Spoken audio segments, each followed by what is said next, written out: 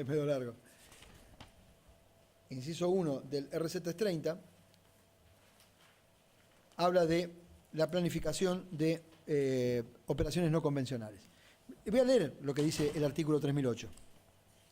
Dice, referido al jefe de operaciones, al oficial G3, dice, sus principales funciones serán, bueno, acá hay una serie de incisos, organización, instrucción, operaciones, movimientos de tropa, planear las operaciones psicológicas. Bien, y dentro del inciso K, del inciso 1, dentro del K dice, en el rubro, espera un segundito, espera un segundito. L.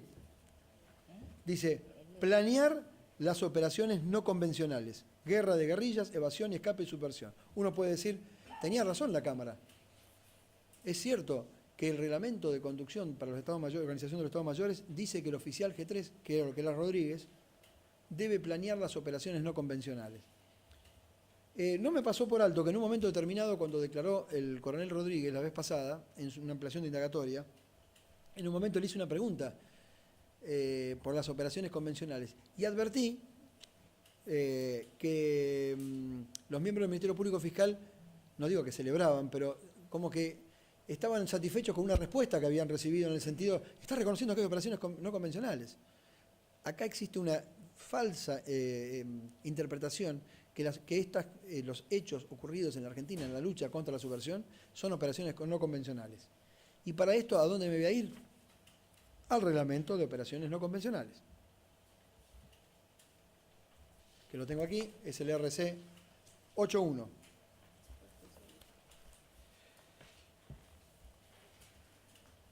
Un segundito que voy a... RC 8.1, placa 5. ¿Qué son las operaciones no convencionales? Esto es un trabajo que la Cámara Federal de Rosario no se tomó, porque si no, no hubieran afirmado lo que afirmaron. Dice, conceptos generales, operaciones no convencionales. Artículo 1001. Las operaciones no convencionales incluyen 3 campos íntimamente relacionados. La guerra de guerrilla, la evasión y la subversión. Las operaciones no convencionales se ejecutarán, y les pido que reparen especialmente, se ejecutarán principalmente dentro del territorio enemigo o en territorio controlado por este, por personal predominantemente local, con recursos locales, se refiere al territorio enemigo, ¿no?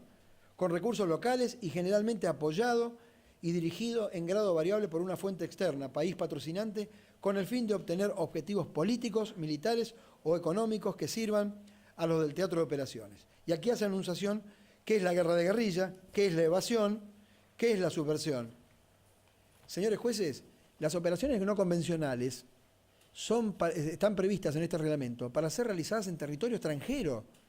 Esta hipótesis se refiere al ejército argentino realizando operaciones de guerrilla, operaciones de evasión, operaciones de subversión, por ejemplo, en Brasil o en algún territorio de la República Argentina que esté dominado por el enemigo. Supongamos que viene un enemigo y se adueña de una determinada región y se comporta soberanamente en su espacio. Es la única posibilidad de que se pueda realizar una operación no convencional. Cabe destacar, no existe en los 200 años de historia del ejército argentino, jamás se realizó una operación no convencional. Esto nunca pasó. Este es un reglamento que regula una actividad que nunca se llevó a cabo. Si ustedes se fijan, por ejemplo, guerra de guerrilla. La guerra de guerrilla comprenderá a las operaciones de combate ejecutadas en territorio enemigo o controlada por este por fuerzas predominantemente locales sobre una base militar. El término guerra de guerrilla será utilizado para designar las actividades militares abiertas de un movimiento de insurrección. La evasión. La evasión constituirá un conjunto de actividades por la cual se posibilitará recuperar o hacer volver la mayor cantidad posible de personal militar al propio control, individuos, fracciones, unidades, y liberar personal civil clave, científicos, líderes políticos, que hayan quedado atrapados en territorio enemigo o territorio dominado por el enemigo. Es claro, señores jueces, que la posición de la Cámara Federal al introducir este argumento como como un elemento de convicción válido para decir Rodríguez debe ser responsable, porque si Rodríguez era oficial G3, el G3 tiene esta responsabilidad de intervenir en operaciones no convencionales. Y por tanto, no puedo pasar por alto por esto y hay sospecha de que ha participado como autor mediato en estos delitos. Por ejemplo, el de subversión. ¿Qué son las actividades de subversión de la operación no convencional? Comprenderá las acciones de los grupos de insurrección clandestinos destinados a reducir el potencial militar, económico, sociológico o político del enemigo mediante actividades destinadas a agitar la población contra el gobierno establecido o la fuerza de ocupación. Es el envío de personal altamente capacitado en territorio enemigo para producir estos acontecimientos que debiliten el accionar del enemigo.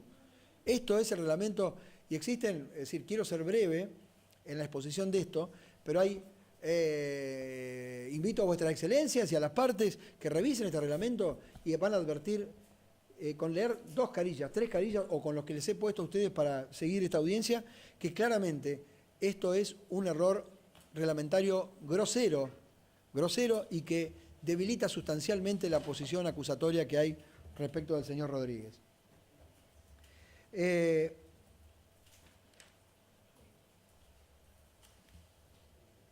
Este grave error inicial, porque, insisto, el señor Rodríguez está aquí por un aspecto estrictamente reglamentario, y si vamos a acusarlo al señor Rodríguez, como hace la acusación pública y privada, sobre la base de los reglamentos, entonces aquí es donde yo voy a demostrar, y estoy demostrándolo ya con lo que he empezado sustancialmente, que desde lo reglamentario el señor Rodríguez no puede ser imputado en esta causa. Desde lo reglamentario.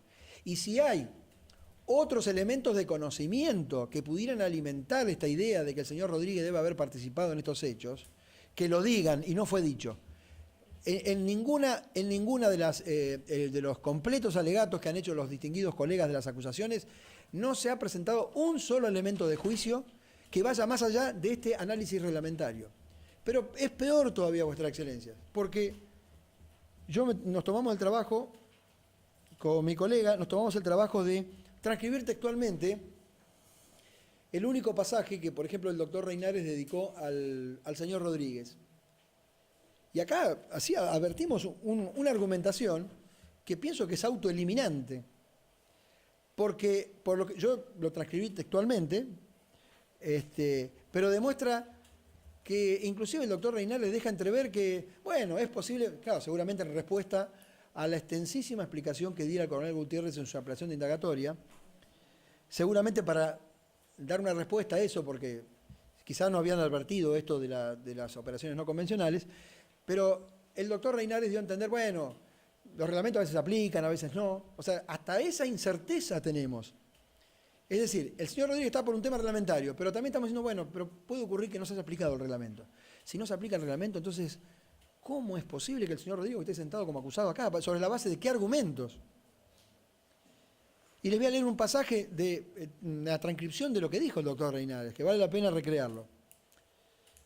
Dice, viene haciendo un análisis el doctor Reinares, que por supuesto se basó en las misiones y funciones que tiene el oficial de operaciones para planificar operaciones no convencionales.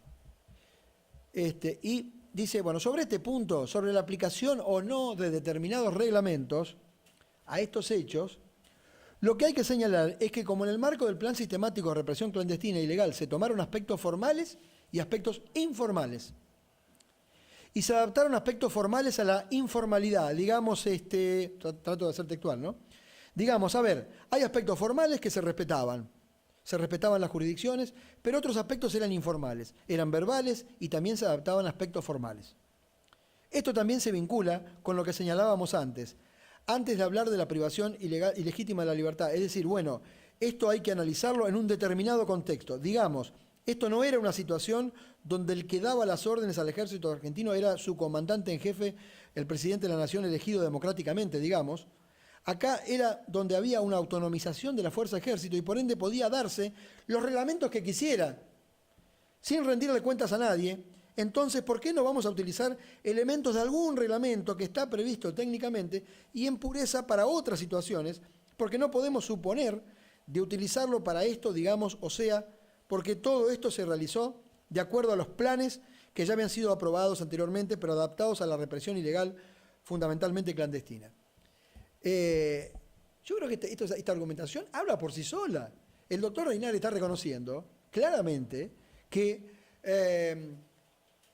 no necesariamente los reglamentos se cumplían. Es cierto que el reglamento es un deber ser, pero está diciendo, bueno, es probable que hayan usado otros reglamentos o hayan tomado una parte de un reglamento para aplicarlo a otro lugar.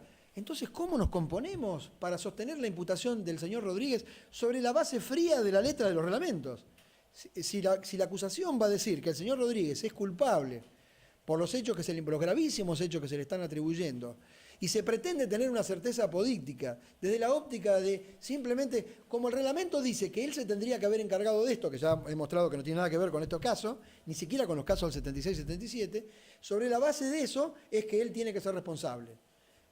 Pero sin embargo dicen, bueno, no, pero es probable que haya sido informal. Si se aplicaron informalmente estos reglamentos, si se aplicaron equivocadamente, si se supone que el señor Rodríguez actuó extralimitándose, porque ahora la situación cambia, entonces ahora ya no es Rodríguez responsable por lo que dijo en el reglamento, por lo que dicen los reglamentos, por su función, sino porque además es probable que estando como G3 se hayan aplicado los reglamentos más o menos, en cierta medida en forma informal.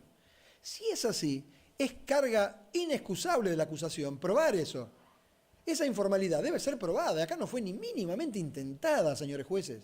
En ningún momento la acusación, tanto en el tracto de este juicio oral como en toda la etapa sumarial, que fue muy pobre en argumentos, en ningún momento aportaron nada. La acusación se limitó solamente, me he cansado de decirle a mi cliente que nunca lo quiso aceptar. Señor, usted está sentado acá, está imputado por lo que dicen los reglamentos, porque no hay ninguna imputación contra usted, no hay nada, no hay ninguna prueba, no hay nada que indique su participación. Entonces, esto es un aspecto que yo ruego a vuestra excelencia que lo tengan muy presente. Aquel argumento que lo trajo a Rodríguez acá se desvaneció por completo, ya no existe más. Y a las pruebas me remito, que las pruebas que son los reglamentos.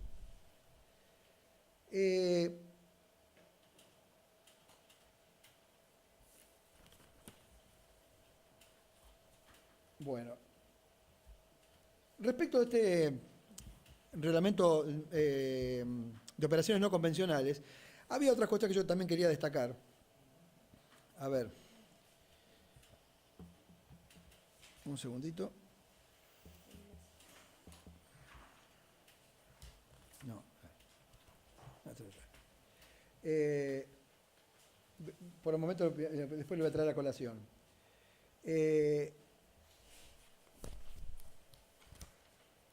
Dame la placa 6.